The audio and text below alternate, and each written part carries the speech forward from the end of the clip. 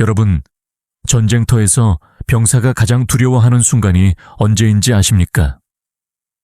적군이 쏜 화살이 방패를 뚫고 들어올 때가 아닙니다. 바로 믿었던 내 등 뒤의 전우가 내 등에 칼을 꽂는 순간입니다. 차가운 금속이 살을 파고드는 그 순간, 병사는 적에 대한 분노보다 동지에 대한 절망으로 죽어갑니다. 정치판도 이와 다르지 않습니다. 우리는 흔히 여당과 야당이 싸운다고 생각하지만 진짜 피비린내 나는 전쟁, 권력의 지도가 바뀌는 결정적인 순간은 늘 같은 깃발 아래 아군이라 믿었던 진영 내부에서 벌어졌습니다. 지금 여의도는 아주 기묘하고도 섬뜩한 대자비가 흐르고 있습니다. 더불어민주당 안에서 벌어지고 있는 추악한 권력 투쟁, 그리고 그 난장판을 잠재우기 위해 소환된 3년 전 봉인되었던 이재명 대통령의 피 묻은 경고장. 이 경고장을 꺼내든 사람은 다름 아닌 민주당의 형제이자 가장 강력한 잠재적 경쟁자인 조국 혁신당 대표입니다. 그는 왜 하필 지금 대통령의 가장 아픈 기억이자 트라우마와도 같은 과거를 끄집어냈을까요? 도대체 민주당 내부에서는 누가 누구의 등에 칼을 꽂으려 하고 있는 걸까요? 오늘 우리가 파헤칠 이야기는 권력을 향한 욕망이 만들어낸 내부 총질의 역사, 그리고 그 틈바구니에서 생존하려는 자들의 치열한 두뇌 게임에 관한 것입니다. 사건의 본질을 꿰뚫어 보기 위해 우리는 시계를 잠시 2023년의 봄으로 돌려야 합니다. 당시 이재명 대표, 즉 지금의 대통령은 그야말로 사면 초가의 위기에 처해 있었습니다. 검찰의 서슬퍼런 칼날이 그의 목을 겨누고 있었고 체포동의안이 국회 문턱을 넘나들며 리더십은 천척 낭떠러지 위에 서 있었습니다. 하지만 그를 정말 미치게 만든 건 외부의 적, 검찰이 아니었습니다. 바로 당 내부에서 들려오는 파열음이었습니다. 기억하십니까? 당시 당 게시판과 여의도 거리를 뒤덮었던 그 끔찍한 멸칭, 바로 수박입니다. 겉은 민주당의 파란색인데 속은 국민의힘의 빨간색이라는 배신자를 뜻하는 이 단어가 대한민국 정치판을 오염시켰습니다.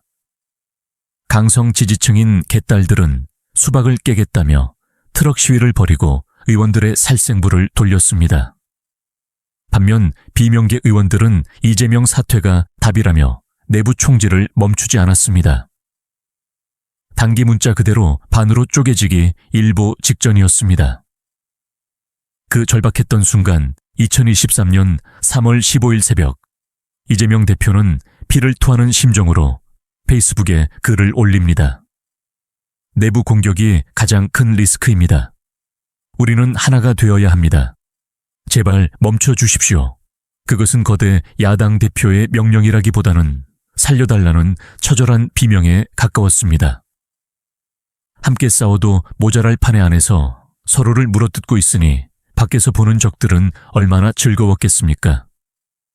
당시 그의 글에는 동지에 대한 서운함, 리더로서의 고뇌, 그리고 무너져가는 당을 지키고 싶은 간절함이 묻어 있었습니다.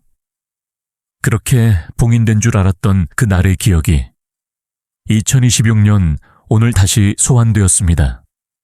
왜일까요? 역사는 참으로 짓궂게도 반복되기 때문입니다. 지금 민주당의 꼬라지가 3년 전 그 아수라장과 놀랍도록 똑같기 때문입니다. 현재 민주당은 조국 혁신당과의 관계 설정을 두고 또다시 심각한 내분에 휩싸였습니다.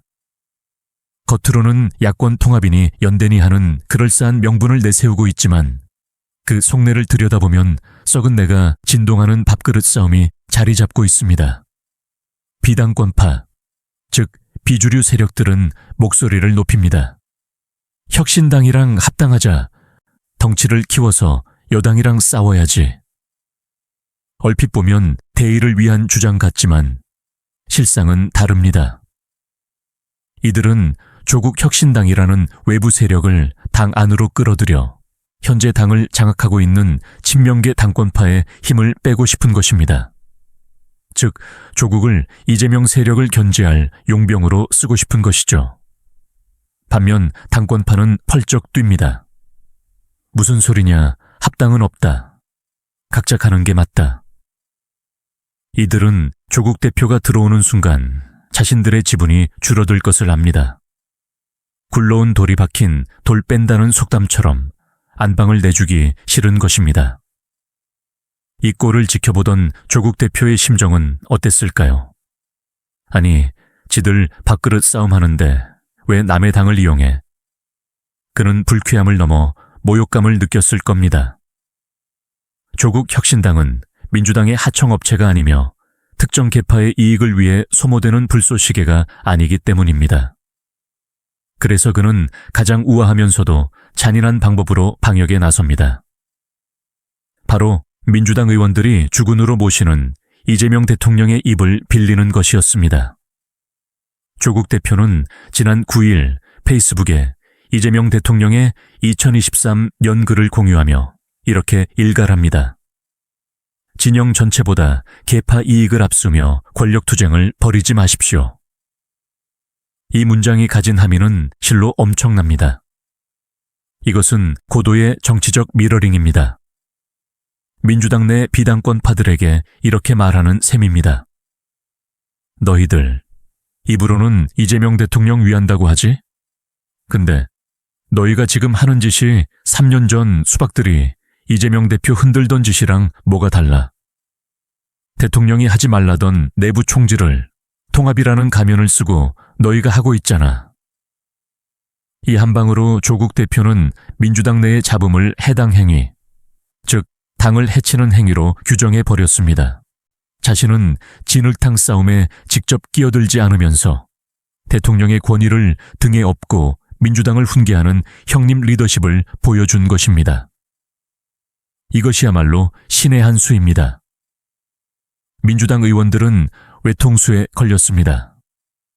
조국 대표의 말을 반박하자니 이재명 대통령의 과거 발언을 부정하는 꼴이 되고 가만히 있자니 조국에게 주도권을 뺏기는 상황입니다. 특히 합당을 주장하던 비당권파들은 명분을 잃었습니다. 합당하자는 주장이 졸지에 분란을 일으키는 내부 총질이 되어버렸으니까요. 이 총극을 지켜보는 국민들의 반응은 싸늘하다 못해 뜨겁습니다. 각종 커뮤니티와 뉴스 댓글창은 민주당을 향한 조소로 가득 찹니다. 2030 남성들이 주로 이용하는 커뮤니티에서는 와, 조국이 이재명 과거 글 가져온 건 진짜 레전드네. 민주당 애들 반박도 못하고 꿀먹은 번거리행이라며 비웃고 있습니다. 4050 정치 고관여층조차 솔직히 민주당 지금 하는 꼴 보면 2023년이랑 다를 게 없다.